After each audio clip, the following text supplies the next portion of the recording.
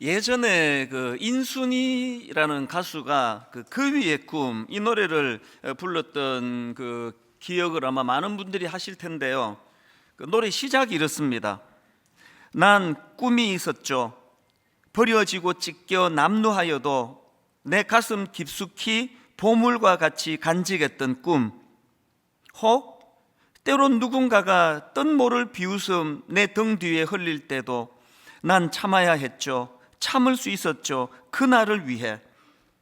늘 걱정하듯 말하죠. 헛된 꿈은 독이라고. 세상은 끝이 정해진 책처럼 이미 돌이킬 수 없는 현실이라고. 그래요. 난 꿈이 있어요. 그 꿈을 믿어요. 저 차갑게 서 있는 운명이란 벽 앞에 당당히 마주칠 수 있어요. 언젠가 나 그 벽을 넘고서 저 하늘을 높이 날 수 있어요. 이 노래가 많은 사람들에게 공감을 불러일으킨 것은 이 노래를 부른 이 인순이 씨의 상황이 그 노랫말하고 너무 흡사한 겁니다. 뭐 다 아시겠지만 인순이 씨는 한국인 어머니와 흑인 아버지 사이에서 태어난 혼혈 한국인 아닙니까? 뭐 지금은 많이 좋아졌지만 그 당시로는 이 혼혈인에 대한 사회적인 편견이 뭐 얼마나 심했습니까? 그러니까 그 어린 시절에 뭐 자라는 과정 자체가 그 상처 그 덩어리일 거라고 생각합니다. 게다가 홀어머니와 둘이서 살아가다가 보니까 경제적으로는 학교를 다닐 수 없을 만큼 그렇게 어려운 살림살이였다, 이렇게 알려져 있는 분인데요.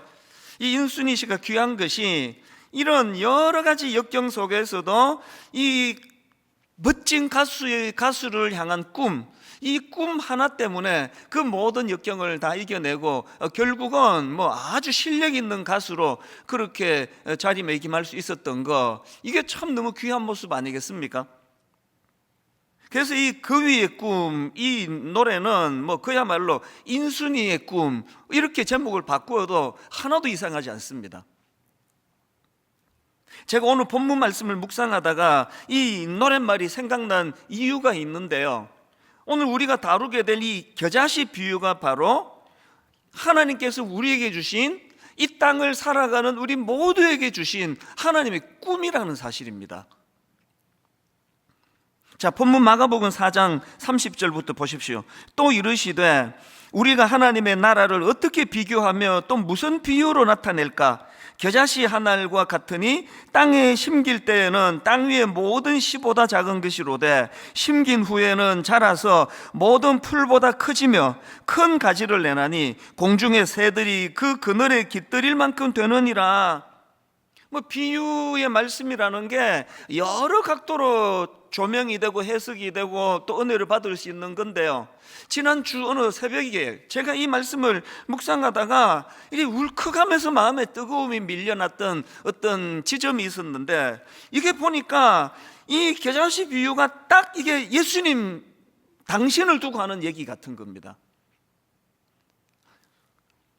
뭐 지금이야 예수님의 존재 자체가 뭐 믿는 사람이든 안 믿는 사람이든 뭐 세계 4대 성인 이렇게 그 인정할 정도로 뭐 너무나 그 존재가 큰 그 거목이 되셨지만, 이 말씀이 선포되던 그 당시에 예수님은 뭐 글자 그대로 겨자씨예요, 겨자씨. 거대했던 로마 제국 입장에서 보면은 이 이스라엘이라는 나라 자체가 그 변방의 조그만한 그 속국 아닙니까? 그 조그만한 속국 중에서도 중심을 이루던 예루살렘이 아니라 또 변방에 있던 갈릴리라고 하는 보잘것없는 지역에서 활동하던 어느 청년, 어느 젊은이. 그래서 예수님께서 뭐 그 당시에 무슨 겨자씨처럼 작은 존재로 치부하던 그런 시대에 뭐 땅 끝까지 뭐 복음을 전해라, 세계를 향해 나아가라, 이런 것들이 전부 그 비웃음거리였던 것 같아요. 전부 과대망상증 환장가 지금. 그 이런 맥락으로 제가 이 겨자씨 비유를 묵상을 하니까 이게 우리 주님의 꿈이셨구나, 그리고 그 제자들을 향한 주님의 꿈을 전해주시는 거였구나. 그러니까 제 마음이 너무 벅차오르는 겁니다. 이런 맥락에서 보면은 이사야 60장 22절, 그 작은 자가 천을 이루겠고 그 약한 자가 강국을 이룰 것이라. 그 작은 자가 천을 이루겠고 그 약한 자가 강국을 이룰 것이라. 때가 되면 나 여호와가 속히 이루리라. 여러분, 이 말씀의 배경 아십니까? 지금 이 말씀이 나오던 그 시대적인 배경은요, 이제 겨우 비참한 포로 생활을 끝내고 그리고 고국으로 돌아와 보니까 성전은 무너져 자취를 감춰버린 상태고요, 온 사방이 다 폐허예요. 폐허. 비참하기 짝이 없는 그런 절망적인 상황임에도 불구하고 하나님께서는 뭐라고 말씀하십니까? 그 작은 자가 천을 이루겠고 그 약한 자가 강국을 이룰 것이라. 이게 하나님 나라의 원리라는 겁니다. 저는 뭐 소수에 불과하겠지만 어떤 그 후배 목사님을 보면 내 속이 터져요. 뭘 이루었다고 교만하냐고. 뭘 이루었다고. 아니, 하나님의 꿈은 저 멀리 계신데 그까짓 건 뭘 했다고 그 교만해가지고 주저앉아 곁눈질하고 있느냐는 겁니다. 하나님 나라의 원리는 겨자씨로 시작하는 거예요. 그리고 그 어떤 풀보다, 그 어떤 나무보다도 풍성한 가지를 이루는 그 꿈을 향해 나아가는 곳, 이 하나님 나라라는 겁니다. 이런 맥락에서 보면은 히브리서 11장 1절 세 번역입니다. 믿음은 바라는 것들의 확신이요, 믿음은 바라는 것들의 확신이요, 이루어진 거 아닙니다. 보이지 않는 것들의 증거입니다. 너무너무 내 마음이 벅찼던 것은 20대 초반에 여러 번 말씀드렸잖아요. 겨자씨만도 못한 존재였습니다. 영어를 잘할 줄을 압니까? 저를 그냥 후원해주는 든든한 아버지가 계시기를 했습니까? 그저 하는 일이라고는 랭귀지 스쿨 다니고 유태인 밑에서 변기 청소하고 눈 치우고 최저임금 받으면서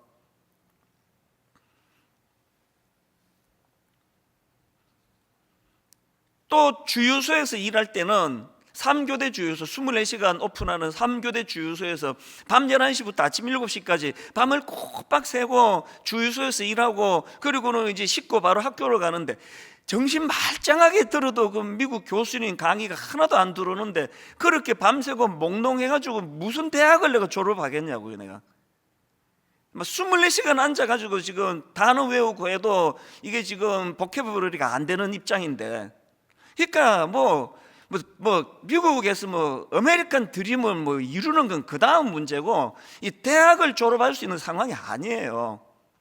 너무너무 겨자씨처럼 초라하고 비참한 상황인데 하나님께서는 제 마음속에 무엇을 심어주시느냐. 오늘 본문 말씀, 아까 읽어드린 이 말씀에 빗대어 말씀을 드리자면 그 작은 자가 천을 이루겠고 그 약한 자가 강국을 이룰 것이라. 믿음은 바라는 것들의 확신이요, 보이지 않는 것들의 증거입니다.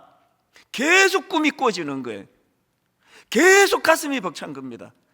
하나도 지금 내가 뭘 할 수 있는 이 현실을 뚫고 갈 수 있는 게 하나도 없는데, 여러분, 이게 하나님 나라예요. 이게 믿음의 세계예요.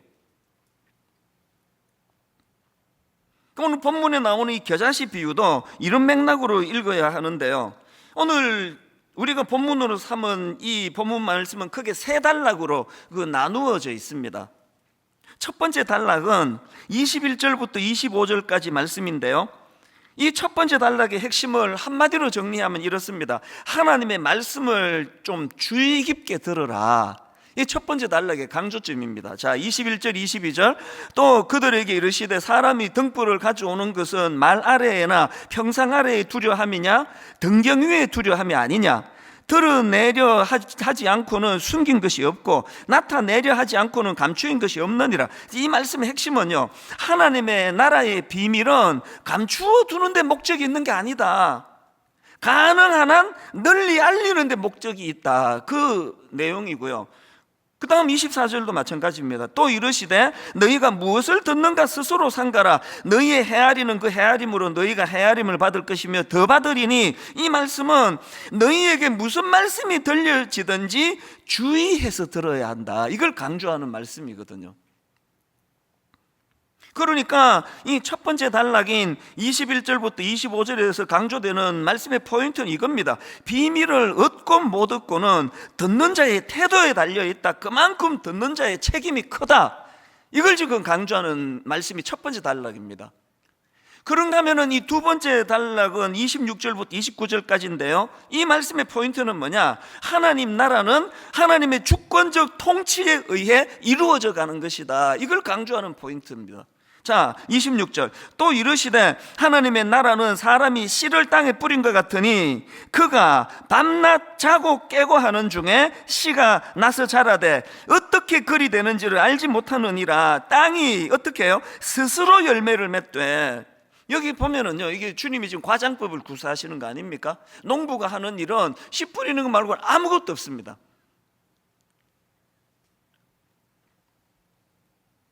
농부는 그냥 씨만 뿌리는 것뿐이고 씨가 자라는 과정에서는 농부의 상관과 아무 연관없이 열심과 상관없이 그렇게 스스로 자란다. 그래서 이제 여기서 강조되는 게 뭐냐? 하나님의 나라는 인간의 노력과 수고에 의해서 인위적으로 만들어지는 것이 아니라 오직 하나님의 주권과 통치와 다스리심에 의해서 이루어져 가는 것이다. 이걸 지금 강조하는 것이거든요. 저는 이 말씀을 묵상하면서 요즘에는 이제 올 연말이면 29교회로 이제 분립이 되다 보니까 저의 개척 초기 생각이 많이 납니다. 제가 이 말씀을 묵상을 하는데 여러분, 분당 우리교회 개척 이후로 지난 19년의 세월 동안 이 말씀을 누가 부인하겠느냐고요. 인간이 했습니까? 하나님이 더 유능한 우리 동기 목사님도 많고 제 아는 목사님만 해도 뭐 어마어마한 사람이 많은데 왜 이렇게 어리버리한 저를 담임 목사로 세우셨나? 성도들 헷갈리지 말라고. 너무 유능한 목사님이 목회하면 헷갈릴 거 아닙니까? 저기 하나님이 한 거요, 저 목사가 한 거요. 우리 교회 성도는 갈등 아무도 없습니다. 설마 제가 했다고 생각하는 분 계시다면 인간적으로는 기분이 좀 좋습니다만 그분은 약간 몽롱하신 분 아닙니까? 이거 헷갈리시면 안 됩니다. 그래서 저는 분당 우리에게 19년을 요약하는 말씀은 잠언 16장 9절이라 생각합니다. 사람이 마음으로 자기의 길을 계획할지라도 그의 걸음을 인도하는 이는 여호와시니라. 이 서른도 딱딱 숫자도 못 맞추는 게 인간의 계획이에요. 계속 30교회로 분립한다 그랬는데 분립하기 이틀 전에 일이 생기고 문제가 생기고 29밖에 안 되는 거. 그래서 내가 처음에는 이게 굉장히 힘들었습니다, 마음이. 아니 이게 30 입에 착착 붙는데요, 이야기할 때마다 29교회 이러니까 우선 입에 붙지가 않아요. 그리고 또 이제 이 사람들이 생각할 때 이게 뭐 저 교회는 왜 끝자리가 29이야? 창립 29년 때 했나? 뭐 별의별 생각할 거 아니냐고요. 그래 처음에는 그게 저를 되게 힘들게 했습니다. 아니 왜 이틀 전에 이 29개로 이렇게 그냥 30이 이게 끝자리가 완전 수인데. 그러나 여러분, 인생은 해석이에요. 제가 이걸 어떻게 지금 은혜롭게 봤는지 아십니까? 30은요 인간이 생각한 인간의 숫자예요. 29은요 주님이 인준해 주신 숫자예요. 그러니까 제가 이제 29 하면은 입에는 잘 안 붙지만 늘 생각해요. 하나님의 나라는 이찬수 목사 생각으로 되는 게 아니라 하나님의 인준하심, 하나님의 뜻대로 되는 것이다. 은혜가 좀 되십니까? 게다가 더 은혜스러운 거, 어떤 순장님이 저한테 말씀해 주셨어요. 이제 됐습니다. 29 플러스 1. 진정한 30 아닙니까? 분당 우리교회까지 포함해야죠. 뭘 강조하는지 아시겠죠? 하나님 나라는요, 그 농부가 물 주고 농부가 애쓰고 농부가 밤잠 안 자고 키워서 키워지는 게 아니라, 그래서 저는요 이 27절 말씀, 그가 밤낮 자고 깨고 하는 중에 씨가 나서 자라되, 그 다음 보세요. 어떻게 그리 되었는지를 알지 못하느니라. 우리 목회자들이 이 말씀 잊어버리면 큰일 납니다. 뭘 자꾸 물으면 뭐 내가 뭐 설교를 좀 하죠. 뭐 교회가 뭐 위치가 좋았죠. 뭐 교회에 보니까 뭐 이 주차장 자리가 좋네요. 그거 다 그게 그 망할 소리예요. 그 무슨 하나님 나라를 그런 분석이 나오는 겁니까? 하나님 나라는요 어떻게 그리 되는지를 알지 못하느니라. 이 답이에요. 목사가 똑똑한 순서대로, 목사가 고학력의 순서대로 그렇게 교회가 성장할 것 같으면은 그게 무슨 교회입니까? 그게 회사고 뭐. 그 스티브 잡스가 목회를 해야죠. 그러면 하나님의 나라는요, 농부가 애써서 자라게 하는 게 아닙니다. 그래서 제 입에서, 여기 우리 순장님들 모든 중직자들 입에서 이 27절을 선포해야 됩니다. 그가 밤낮 자고 깨고 하는 중에 씨가 나서 자라되 어떻게 그리 되는지를 알지 못하느니라. 여러분의 가정이, 분당 우리 교회가, 이 땅의 수많은 교회가 하나님의 은혜 아래 이렇게 겸손하게 고백하게 되기를 원합니다. 그런가 하면 또 하나, 28절을 보십시오. 땅이 스스로 열매를 맺되 처음에는 싹시요, 다음에는 이삭이요, 그 다음에는 이삭의 충실한 곡식이라. 여러분, 여기에 순리가 보이세요? 순리가? 하나님 나라는 순리예요. 지금 코로나19를 위시해가지고 막 온갖 지금 기상이변 뭐 이런 모든 것들이 인간의 탐욕에서 나왔다는 건 이미 다 알고 계시잖아요. 교회가 왜 어려우십니까? 순리를 어긋나게 하니까 그래요. 인간의 탐욕이 들어가면 이 순리를 자꾸 벗어나려고 그럽니다. 저는 물 철학, 물은요, 지가 흐를 물줄기를 본인이 만들어가는 게 아니에요. 하나님이 만들어 놓으신 물줄기에 낮은 곳을 따라 그냥 흐르는 게 물 아닙니까? 저와 여러분 모두가 다 이 인간의 조급함을 버리고 아무리 급해도 처음에는, 또 다음에는, 또 그 다음에는 이 절차를 밟아가고 순리를 따라 욕심 없이 하나님의 뜻을 구현하는 그런 주님의 자녀들, 또 그런 가정, 또 그런 교회가 되시기를 바랍니다. 자, 오늘 본문의 구조는 이런 두 단계에 대한 설명이 있고 난 다음에, 그 다음에 이제 겨자씨 비유가 이제 선포가 되는데요. 제가 앞에서 설명해 드렸던 이 두 전제를 머리에 담으시고 이 겨자씨 비유를 다시 읽어보시면 느낌이 새로우실 겁니다. 자, 마가복음 4장 30절 32절까지 읽어드리겠습니다. 또 이르시되 우리가 하나님의 나라를 어떻게 비교하며 또 무슨 비유로 나타낼까? 겨자씨 한 알과 같으니 땅에 심길 때에는 땅 위의 모든 씨보다 작은 것이로되 심긴 후에는 자라서 모든 풀보다 커지며 큰 가지를 내나니 공중의 새들이 그 그늘에 깃들일 만큼 되느니라. 제가 오늘 이 겨자씨 비유의 말씀을 계속 읽으면서 압축해서 이 말씀에서 우리가 기억해야 될 두 가지 포인트를 함께 나누기를 원하는데요. 자, 여러분, 이 겨자씨 비유에서 기억해야 될 두 가지 포인트 중에 첫 번째가 뭐냐? 첫째는요, 이 32절에 나오는 말씀 그대로 인용했습니다. 심긴 후에는 자라서 모든 풀보다 커지며 큰 가지를 내나니. 자, 31절 32절 세 번역. 겨자씨와 같으니 그것은 땅에 심을 때에는 세상에 있는 어떤 씨보다도 더 작다. 그러나 심고 나면 자라서 어떤 풀보다 더 큰 가지들을 뻗어. 여기서 강조가 지금 뭐가 확 느껴지십니까? 지금 시작과 결과의 대조가 강조가 되어 있지 않습니까? 그래서 주님이 가장 작은 출발을 강조하기 위하여 겨자씨를 지금 설명하는 거 아닙니까? 시작과 결과의 대조, 이게 지금 강조점이라고 한다면 겨자씨와 같은 초라하기 짝이 없는 작은 시작과 그 어떤 나무보다도 더 큰 가지를 뻗는 풍성한 결과, 이 시작과 결과가 강조가 되고 이것을 이루시는 분이 하나님이시라는 것이 강조되는 거거든요. 앞에서도 말씀드렸듯이 지금 이 말씀이 선포되던 그 당시에 예수님과 그 제자들은 겨자씨만도 못한 존재로 그렇게 사람들에게 뭐 인정받지 못하던 그 상황 아닙니까? 그랬던 주님과 주님이 선포하셨던 그 하나님 나라가 2000년이 지난 지금 그 당시로는 상상을 할 수 없는 어마어마한 큰 나무가 되고 가지가 되고 그늘이 되어 쉼을 누리게 해주는 결과를 가져온 거 아닙니까? 사실 주님이 주시는 이 꿈은요, 이 신구약 전체를 어우러는 위대한 하나님의 꿈인데요, 이런 맥락에서 본다면 이 꿈은 구약에 나오는 믿음의 조상 아브라함부터 시작이 된 거 아니겠습니까? 여러분, 아브라함이 받은 약속의 말씀 아시죠? 창세기 22장 17, 18절.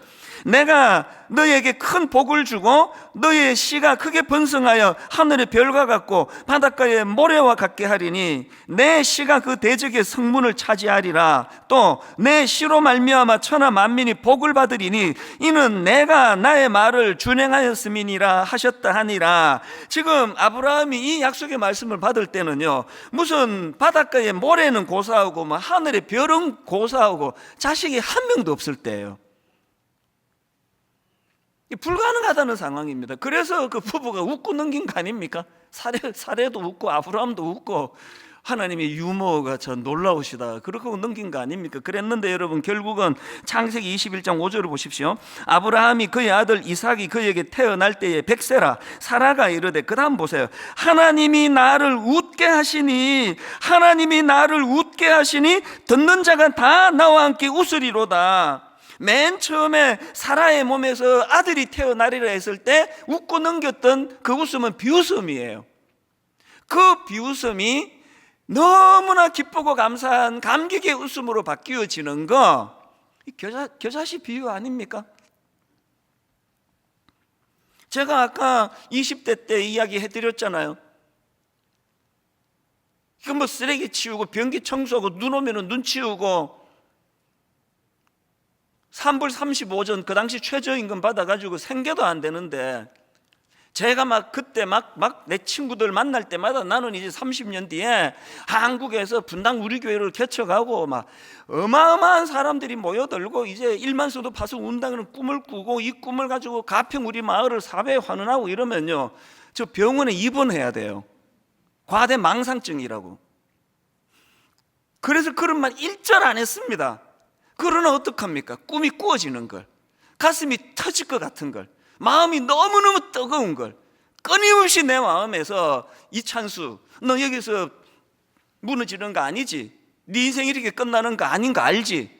네 아버지가 금식 기도하다가 돌아가셨는데 네가 이렇게 끝내겠냐고 계속 하나님이 겨자씨 같은 내 인생에게 꿈으로 하루를 시작하고 꿈으로 하루를 마감하게 하는 이런 놀라운 일들이 일어난 거 아닙니까? 그리고 그 꿈이 제가 꾸었던 꿈보다 한 1000배, 10,000배 너무나 하나님이 영향력 있는 사람으로 키워가시는 것을 보니까, 아까 그 농부의 심정이 똑같아. 이게 난 내 인생인데 저는 제 인생이 너무 어리둥절해요. 이 내 인생인데도 너무 어리둥절하고요, 또 저의 60대, 저의 70대가 너무너무 기대가 된다고는 여러 번 말씀드리지 않았습니까? 이게 하나님 나라예요.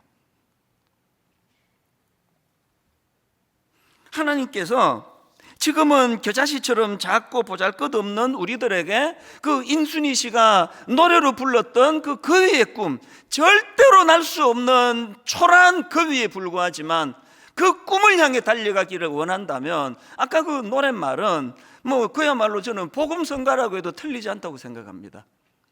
저는 그 노래말 중에서 너무나 현실성 있게 와닿았던, 그리고 또 너무 좀 화가 났던 게 뭐냐면은 이렇게 이야기합니다. 헛된 꿈은 독이라고, 세상은 끝이 정해진 책처럼 이미 돌이킬 수 없는 현실이라고. 맨날 이 세상이 젊은이들에게 떠들어대는 소리 아닙니까? 운명이라는 게 있다고, 세상은 끝이 정해진 책처럼 돌이킬 수 없다고.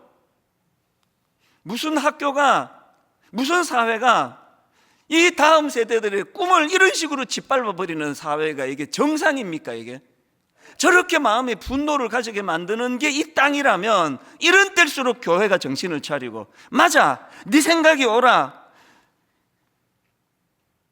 헛된 꿈은 독이 아니라고, 세상은 끝이 정해진 책처럼 돌이킬 수 없는 게 아니라 예수 그리스도의 십자가로 말미암아 그 모든 운명 같은 끝을 다 주님이 지워버렸다고. 교회가 이 기능을 빨리 되찾아야 된다고 저는 생각을 합니다. 이게 본문에서 기억해야 될 첫 번째 교훈이고요. 그런가 하면은 두 번째 교훈이 뭐냐? 32절 뒤에 있는 걸 그대로 인용했습니다.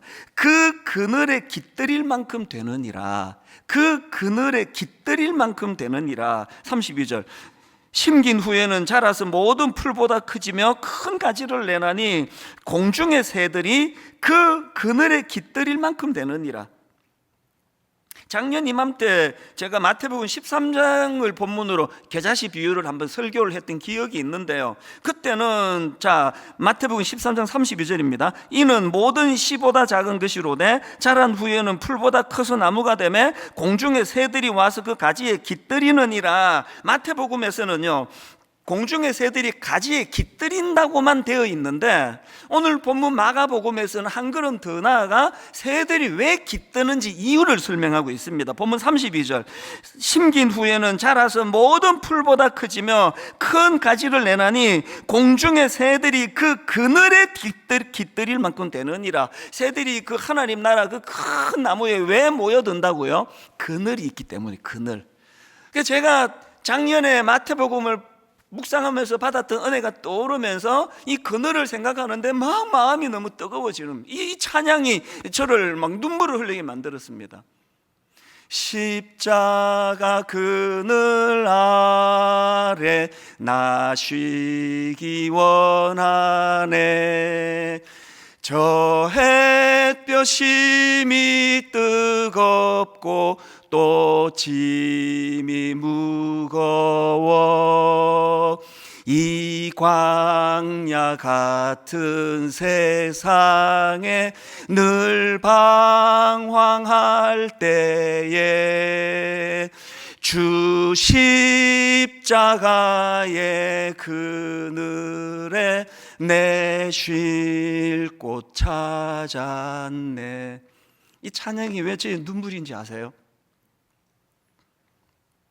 20대 초반의 주중에는 삶 자체가 절망이에요. 영어를 할 줄을 압니까? 대학을 졸업할 희망이 보입니까? 비빌 데가 한 군데 있습니까? 유태인 가게에서 일할 때는 전부 다 유태인들이에요. 유태계 미국 사람들. 허드렛 일 시키려고, 눈 치우고 이런 일 시키려고 저 하나를 딱 써가지고 영어 못하니까 자동으로 왕따예요. 하루 8시간이 시간이 얼마나 긴지 아십니까? 저를 살려준 게 주일날이고요, 저를 살려준 게 교회입니다. 눈 빠지게 기다리는 게 주일날. 교회가 왜 살아야 되는지 아십니까? 젊은이들의 그늘을 만들어줘야 되기 때문이에요. 엿새 동안에 사람 취급도 못 받고 그렇게 살아가다가 교회만 가면은 내가 주인공이.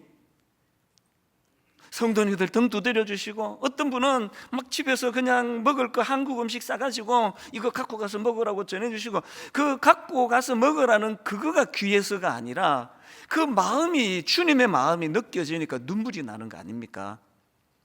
그리고 말씀을 들으면서 늘 그 위의 꿈, 말씀을 들으면서 늘 겨자씨의 꿈, 그 꿈을 가지고 죽고 싶을 때도 많았고요, 아침에 일어나도 눈 뜨고 싶지 않을 때도 많았고요, 이 지긋지긋한 생활을 내가 언제 끝낼 수 있는가 절망할 때도 많았지만, 그럴 때마다 그야말로 오늘 32절, 심긴 후에는 자라서 모든 풀보다 크지며 큰 가지를 내나니 공중의 새들이 그 그늘에 깃들일 만큼 되느니라.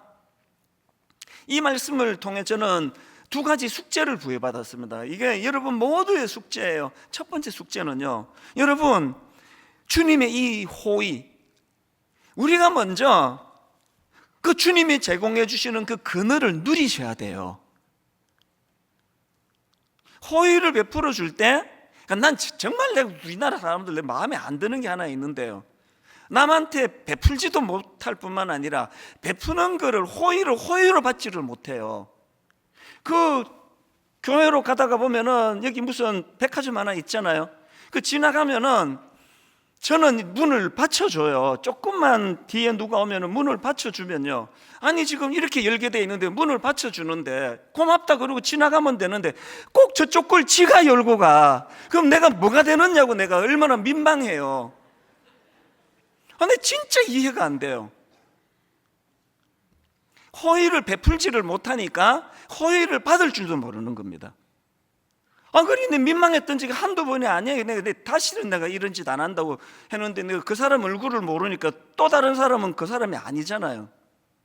우리가요, 뭘 하나님 나라 일한다고 그렇게 막 설치는 것도 중요하지만 주님의 호의를 잘 감사함으로 받는 게 가장 중요한 일입니다.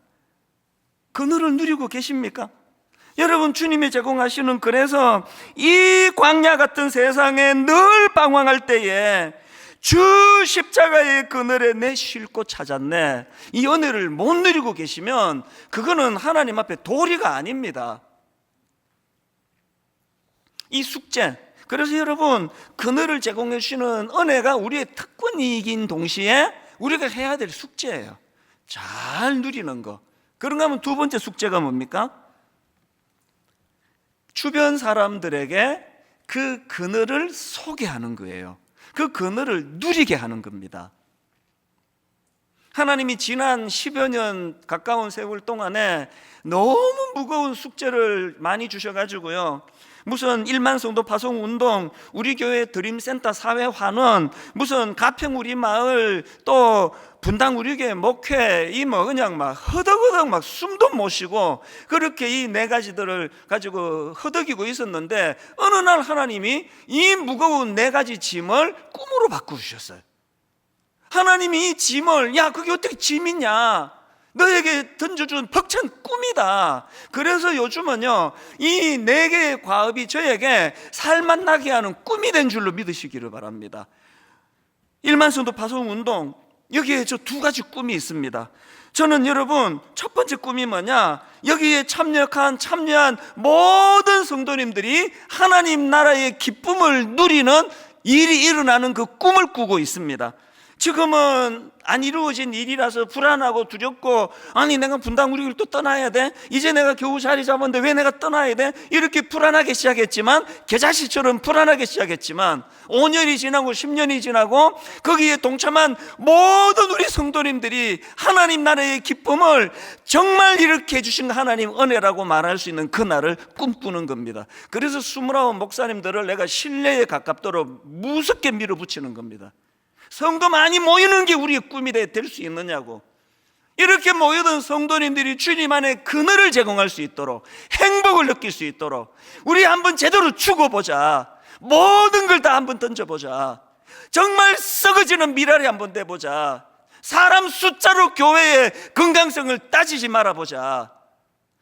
그 교회의 사이즈가 커서 좋은 게 아니라 십자가의 그늘이 제공되는 교회가 좋은 교회 아닙니까?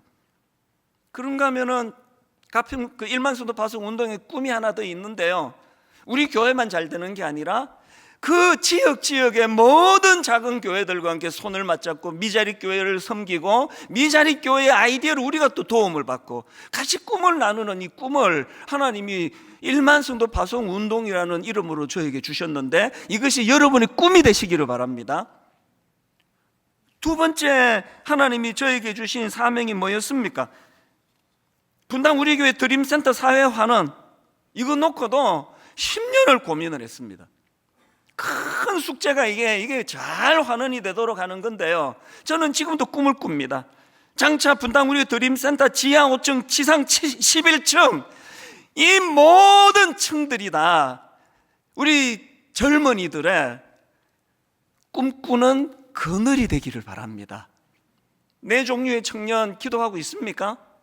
목회자 청년, 크리스찬 청년, 난크리스찬 청년, 장애인 청년. 그래서 저는 지금도 꿈을 꿔요. 저 드림센터가 교통의 요지 아닙니까? 버스 타고 지하철 타고 막 1층, 2층이 저 혼자 꾸는 꿈이에요. 뭐 그렇게 될지 안 될지는 전문가들이 만들겠지만 저는 그렇게 꿈을 꾸면 가슴이 벅차요. 저 드림센터 1층에 이게 뭐 크리스찬이든 난크리스찬이든 따지지 않고 취업이 안 돼 절망하는 청년들이 떠올리는 쉼터, 거기 가서 숨 좀 돌리고 와야 되겠다. 창업을 꿈꾸는데, 사회적 기업을 꿈꾸는데 어떻게 해야 될지 모르는 사람들에게, 청년들에게 정보를 제공해 주는 장소. 죽을 것 같이 힘들 때 죽기 전에 한번 들러보자. 난 가평 우리 교회 드림센터가 그렇게 쓰이기를 바랍니다.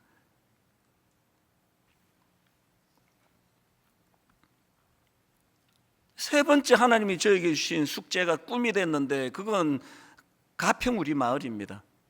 할머니 권사님의 상상을 초월하는 그 큰 금액으로, 또 그 소리를 듣고 가평에 2만 평의 땅을 허락해 주신 그 성도님의 헌신으로 시작이 돼서 제가 가위를 누를 것처럼 괴로웠던 게, 이게 이분들에게 기쁨이 돼야 될 텐데, 아니 뭐 교회 수양관 만들려고 내가 땅 줬습니까? 이렇게 될까 봐. 그런데 여러분, 그 과정에서 하나님이 너무나 놀라운 꿈을 주셨습니다. 이 믿어지지 않은 일이 자꾸 일어나는 거 아닙니까? 그 당시 건국대 교수 강병근 교수님이 설계로는 그 분야의 한 분야의 대가 전문가라고 하는 이런 분이 이 꿈을 같이 나누기 위해 가지고, 지금까지 여러분 그 뿌띠 프랑스를 그 설계하신 분이라고 말씀드렸잖아요. 지금까지 돈 한 푼 받지 않고 모든 걸 꿈으로 재능 기부로 하시고 설계가 다 이루어졌는데, 가평 우리 마을에 일주일에 한 번씩 현장을 진두지휘하시면서 돈 한 푼 받지 않습니다. 이게 어떻게 가능합니까 이게? 그런가 하면은 또 이제 뭐가 막막할 때에, 아니 이랜드의 박성수 회장님이 제가 뭐 한번 만나보기를 했습니까? 뭐 요청을 한번 하기를 했습니까? 이게 왜 이랜드 회장님의 꿈이 되느냐고요. 중진 직원 2명을 파송을 해줘가지고요, 그 중진 2명이 이끌어가는 그 방향으로 가평이 이제 제대로 자리가 잡히기 시작한 거거든요. 아니 히즈빈스라고 하는 엄청나게 지금 잘 되고 있는 사회적 기업을 하고 있던 임정택 대표가 왜 가평 우리 마을로 와가지고 그런 실행 책임자가 돼야 되는지 저는 잘 상상이 가지 않습니다. 왜 이런 일이 가능하다고요? 하나님은 가평 우리 마을이 지친 이들을, 약자들, 그들의 그늘이 되기를 원합니다. 저 헌금 강조하지 않는 거 아시죠? 저는 오히려요, 이게 뭐 교회가 준비도 안 됐는데 헌금 많이 들어올까 봐 좀 두려워하는 사람이에요. 그 직무유기가 되니까. 이제 저는 하나님의 마음을 읽기 시작했습니다. 그리고 이제 자신이 붙었습니다. 가평 우리 마을은요, 장애인과 비장애인이 어우러져서 그늘을 만들어주는 곳. 가평 우리 마을은 위크니스라는 컨셉을 잡았습니다. 이 땅의 모든 약한 자들이, 지친 자들이 하나님이 만들어주시는 영적으로, 정신적으로 쉼터가 될 줄로 저는 확신합니다. 그래서 제가 오늘부터 가평 우리 마을 헌금을 제가 이제 선포하기를 원합니다. 조금 여유가 있으신 분들은 진짜 인색하게 그러지 마시고요, 홈페이지에 오시면 계좌번호가 있으니까 지금도요 너무나 고마운 십시일반 헌금이 이루어지고 있지만 턱없이 모자랍니다. 이제 우리가 함께, 이거는 분당 우리 교회가 아닙니다. 곧 재단 만들어 내놓을 거예요. 그리고 29교회가 함께, 그리고 29교회만이 아닙니다. 이 땅의 모든 교회들에게 정말 하나님 이 쉼터가 하나 만들어지면, 이게 전라도에도, 경상도에도, 충청도에도 이런 쉼터들이 만들어지기를 원합니다. 꿈꾸면서 지금 가평 우리 마을을 준비하고 있거든요. 저는 오늘의 말씀의 결론을 찬송가 490장으로 맺기 원합니다. 주여 지난밤 내 꿈에 배었으니 그 꿈 이루어 주옵소서. 밤과 아침에 계시로 보여주사 항상 은혜를 주옵소서. 2절에 보니까 마음 괴롭고 아파서 낙심될 때 내게 소망을 주셨으며, 마음 괴롭고 아파서 낙심될 때 내게 소망을 주셨으며, 내가 영광의 주님을 바라보니 앞길 환하게 보이도다. 심긴 후에는 자라서 모든 풀보다 크지며 큰 가지를 내나니 공중의 새들이 그 그늘에 깃들일 만큼 되느니라. 우리 모두가 다 그 복음의 그늘, 하나님 나라의 그늘을 먼저 누리시고 그 그늘을 이웃에게 소개하고 그들도 그 그늘을 누리게 하는 하나님의 사명을 가진 자녀가 되시기를 주님 이름으로 축원합니다. 이 찬양 같이 한번 불러보기 원합니다. 주여 지난밤 내 꿈에 배었으니.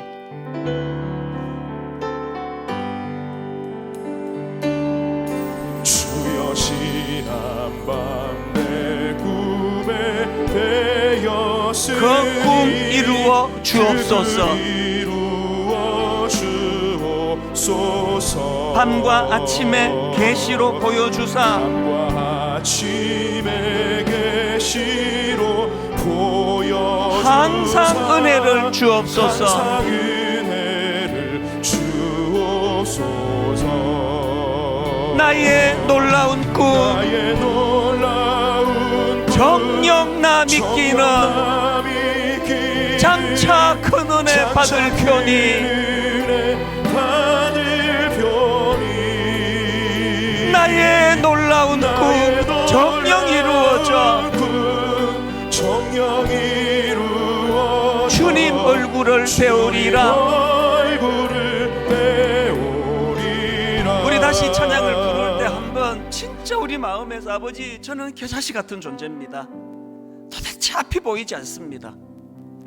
이찬수 목사가 20대 자기 얘기하는 거 들어보면 그게 그렇게 위로가 된다 그래요. 왜?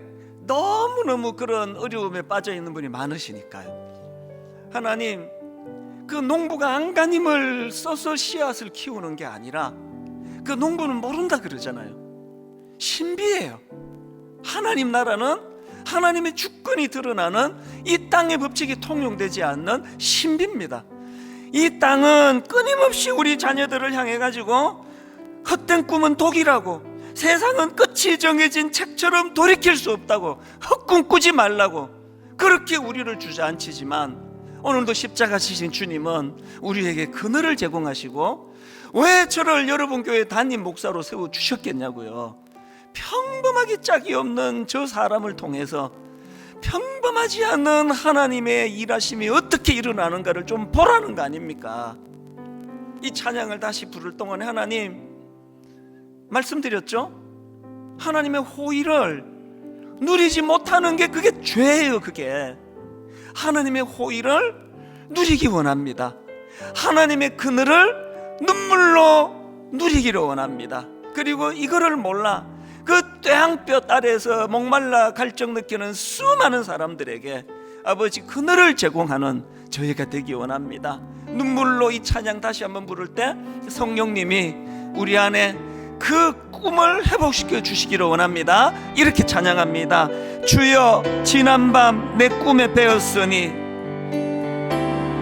주여 지난밤 내 꿈에 배었으니 그 꿈 이루어 주옵소서. 그 꿈 이루어 주옵소서. 밤과 아침에 계시로 보여주사 아침에 계시로 항상 은혜를 주옵소서. 항상 은혜를 주옵소서. 떨리는 마음으로 선포하기 원합니다. 나의 놀라운 꿈 정녕 나 믿기는 장차 큰 은혜 받을 편이.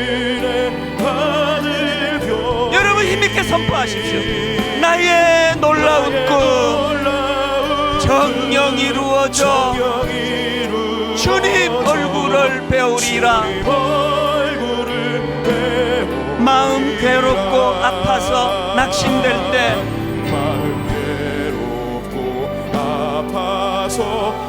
주님이 뭘 주셨습니까? 내게 소망을 주셨으며 내가 영광의 주님을 바라보니 앞길 환하게 보이도다. 여러분 이렇게 선포하기 원합니다. 나의 놀라운 꿈 정녕 나 믿기는 장차 큰 은혜 받을 편이. 나의 놀라운 꿈 정녕 이루어져 주님 얼굴을 배우리라. 그러나 힘있게 선포합니다. 세상 풍조는 나날이 변하여도 풍조는 나날이 변하여 나는 내 믿음 지키리니 나는 내 믿음 지키리니 인생 살다가 죽음이 꿈 같으나 살다가 죽음이 꿈 같으나 오직 내 꿈은 참되리라. 오직 내 꿈 예수 그리스도를 만나는 꿈, 그분이 나의 주인 되심을 인정하는 그 놀라운 꿈, 나의 놀라운 꿈, 정녕 나 믿기는 장차 큰 은혜 받을 편이 나의 놀라운 꿈 정녕 이루어져 주님 얼굴을 배우리라. 우리 후렴 한 번 더 찬양하고 기도하기 원합니다. 나의 놀라운 꿈 정녕 나 믿기는 장차 큰 은혜 받을 편이 나의 놀라운 꿈 정녕 이루어져 주님 얼굴을 배우리라. 여러분, 겨자씨처럼 초라해서 약한 문제가 아니고요, 어마어마하게 나무로 착각해서 꿈을 잃어버린 그게 문제거든요. 뭘 좀 갖춘 것 같은데 그게 갖춘 게 아니거든요. 그게 하나님, 비록 겨자씨 같은 인생이지만 하나님이 주신 내 안에 꿈이 일어나기를 원합니다. 이대로 나는 주저앉지 않을 거라고, 이대로 나는 망하지 않을 거라고. 온 세상 사람들은 헛된 꿈은 독이라 그러는데, 세상은 끝이 정해진 책처럼 이미 돌아갈 수 없다 그러는데, 내 믿음이 그 모든 것들이 헛된 틀린 말이라는 걸 주님 증명해내도록 은혜 주시기 원합니다. 주신 말씀을 가지고, 각자에게 주신 말씀을 가지고 우리 통성으로 같이 기도하기 원합니다. 살아계신 하나님 아버지, 하나님의 은혜를 이 시간 감사하며 주님 앞에 기도를 드립니다. 하나님, 겨자씨처럼 초라한 인생이지만, 너무나 미미하고 보잘것없는 인생이지만, 그런 하나님, 십자가 앞에 두고 아버지, 그 십자가 그늘 안에 내가 진정한 농부 되시는 그 주님께서 아버지, 그 그늘 안에 내가 먼저 누리기로 우리를 거두어 보살피고 계시기 때문에 하나님, 그 어떤 풀보다도 그 어떤 나무보다도 큰, 사람들에게 그늘을 누리게 하기로. 그래서 하나님, 그늘을 이루어 가슴 벅찬 꿈으로 새들이 그 그늘에 와 깃드는 하나님의 나라를 사모하오니, 먼저 그 하나님 나라를 하나님의 나라의 꿈을 누리게 하여 주시옵소서. 믿습니다. 우리의 이 부담이, 우리의 이 눈물이 아버지 하나님, 하나님 나라의 그 사명이 먼저 그 하나님 나라를 마음으로 기뻐 감사하며 주님의 호의를 안으로 받아 수용하기를 원합니다. 하나님 고백하고 인정하며 그 하나님의 특정하심을 따라 그 아버지 놀라운 하나님의 은혜를 누리고 그 그늘의 쉼으로 우리가 오늘도 저 대학교단에 있는 수많은 세상 사람들을 하나님, 그들을 주님 이름으로 축복하기를 원합니다. 가평 우리 마을이 1만 파송운동이 드림센터 사회 환원이 이 모든 우리의 작은 몸부림들이 하나님 나라에 겨자씨 씨앗 비유가 아버지 이루어져가는 그 통로로 주님 쓰임받도록 인도하여 주시옵소서. 하나님 아버지, 너무 뜨거운 때약볕 아래 너무 많이 지쳐 있습니다. 갈증을 느낍니다. 하나님, 우리가 예수 믿는다고 하면서도 이미 주님이 십자가로 만들어 오신 그 큰 그늘을 호의를 호의로 받지 못하는 불신앙을 하나님 회개하기를 원합니다. 주를 위하여 엄청난 일을 하지 않아서 불신앙이 아니라 이미 주님이 베풀어 오시는 그 십자가의 호의를 누리지 못하는 것이 너무나 불신앙이라는 걸 깨닫고, 하나님, 세상의 때약볕 아래 그렇게 갈증을 느끼고 있지 말고 주님의 십자가 그늘로 해갈의 기쁨을 누리는 믿음의 성도님들이 되도록 인도하여 주시옵소서. 그리고 그 기쁨에 찬 경험을 오늘도 때약볕 아래 소망이 없어 분노하고 절망하고 낙심하는 우리 젊은이들과 수많은 이웃들을 이 복음의 그늘로 초대하고 초청하는 그런 아름다운 일들이 하나님 우리들을 통하여 일어나도록 인도하여 주시옵소서.